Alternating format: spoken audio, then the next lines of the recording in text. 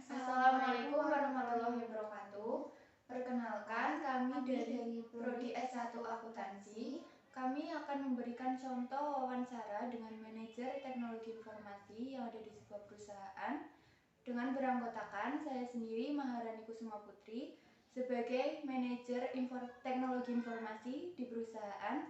Saya Yunastari sebagai interviewer. Berikut contoh wawancara yang akan kami berikan.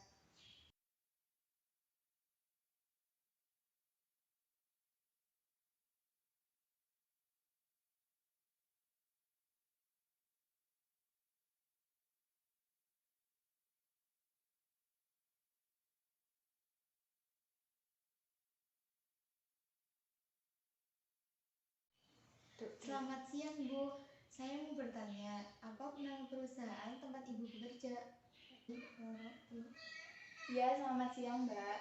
Saya bekerja di PT Cipta Marga Nusapala. Lalu perusahaan ini berada dalam bidang atau industri apa, Bu? Ya, perusahaan ini berada di bidang infrastruktur yang khususnya jalan tol yang beroperasi untuk ruas jalan tol daerah Bitung hingga Merak, Banten. Apakah perusahaan Ibu bekerja ini merambah ke industri lain? Jika ada, industri apa saja? Untuk saat ini kami belum mengembangkan bidang usaha kejasa atau pekerjaan lain, jadi masih tentang pengelolaan jalan tol saja. Apakah dalam perusahaan ini terdapat nilai-nilai budaya? Nilai budaya apa saja yang diterapkan? Dalam perusahaan kami memiliki karyawan yang mempunyai latar belakang budaya yang berbeda. Maka dari itu, kami tidak mengkhususkan nilai budaya yang diterapkan. Kenapa perusahaan Ibu tidak menerapkan nilai-nilai budaya? Karena itu akan menghambat proses kerja perusahaan kami serta akan menimbulkan berbagai permasalahan. Kami akan saling menghargai jika ada orang yang merayakan suatu budaya yang dianutnya. Lalu, sebagai manajer teknologi informasi, seberapa pentingkah teknologi informasi dalam perusahaan tempat Ibu bekerja? Ya, tentu sangat penting sekali karena teknologi itu bisa membawa perusahaan menjadi yang terbaik supaya tidak ketinggalan zaman juga. Lalu, cara apa yang Ibu lakukan agar tetap mengikuti perkembangan tentang industri, teknologi, dan informasi? Ya, tentu banyak sekali cara yang dilakukan. Salah satunya itu kita harus membaca kondisi di masa yang akan datang. Misalnya dalam jangka waktu 5 tahun lagi, tren pembayaran tol seperti apa yang akan kita gunakan, dan kita juga harus dapat memilih teknologi apa yang sekiranya tepat untuk diimplementasikan nanti. Kemudian, apa yang dilakukan oleh Ibu terhadap karyawan yang tidak bekerja dengan baik? Untuk karyawan yang seperti itu biasanya ada dua penyebab. Yang pertama, mereka tidak bisa bekerja karena kemampuan yang masih kurang.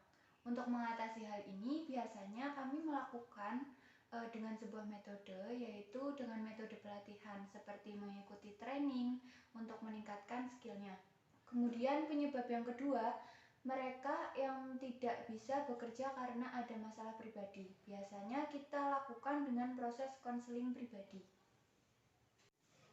Untuk pertanyaan yang terakhir, saya mau bertanya, apa nasihat manajemen yang terbaik yang pernah Ibu terima? Nasihat manajer terbaik yang pernah saya terima, tentunya seorang manajer harus bisa menjadi orang tua bagi karyawannya atau bawahannya. dan harus bisa menyerahkan apa yang harus mereka lakukan. Kepada bawahan, kita juga wajib memberikan mereka petunjuk atau arahan bagaimana mereka seharusnya melakukan serta disampaikan hasil akhir yang diinginkan seperti apa, sehingga mereka dapat berkembang dengan mencari cara bagaimana menyelesaikannya. Dan jangan egois dalam bekerja, karena dengan bekerja sama antar manajer dan bawahan yang baik itu pastinya nanti akan mendapatkan hasil pekerjaan yang baik pula dan dapat mencapai sebuah target kerja yang ingin ditujukan oleh perusahaan kita masing-masing. Baik Bu, terima kasih atas waktu dan jawaban yang sudah Ibu berikan. Dari wawancara ini, saya mendapatkan banyak sekali ilmu yang nantinya bisa saya terapkan di perusahaan tempat saya bekerja.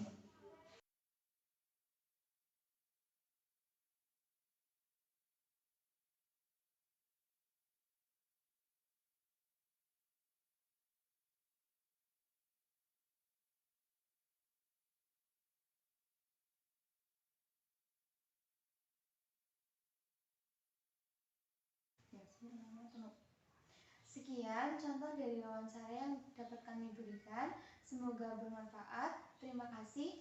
Wassalamualaikum warahmatullahi wabarakatuh.